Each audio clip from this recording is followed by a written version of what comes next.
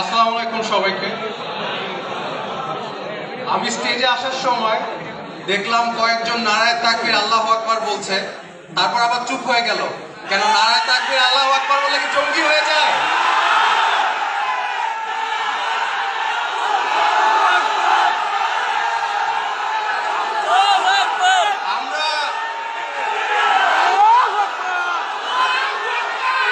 আমরা সবাই জঙ্গি বিরোধী, কিন্তু আমরা একই সাথে জঙ্গি নাটক বিরোধী।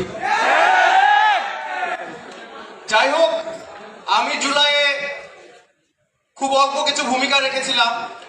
অনেক মাস্টার মাইন্ড আছে আমরা জানি, যারা আপনাদেরকে আহত করতে সামনে পাঠিয়ে দেয়, আপনাদের শহীদ করতে সামনে পাঠিয়ে দেয়, কিন্তু নিজে সামনে যায়।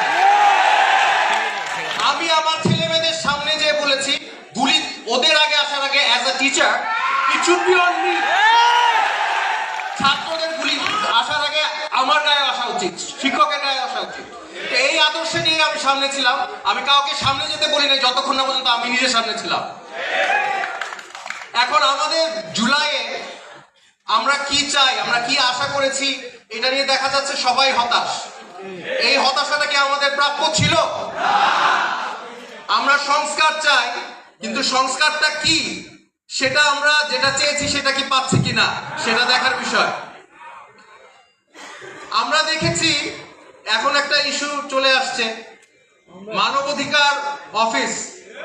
যে মানবাধিকার, যে ইউএন এখন পর্যন্ত প্যালেস্টাইনে গণহত্যা হচ্ছে সেটা পরিষ্কার ভাবে বলতে পারে না ইসরায়েল গণহত্যাকারী, সে আমাদেরকে মানবাধিকার শেখাবে?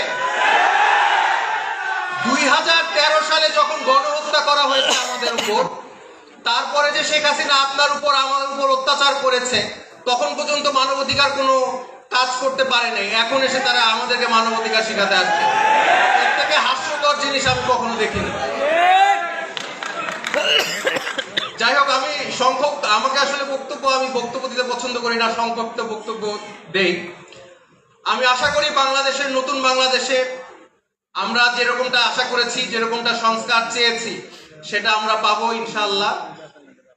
সবাই আমার জন্য দোয়া করবেন। এতটুকু দিয়ে আমি আমার বক্তব্য শেষ করছি। Thank you so much.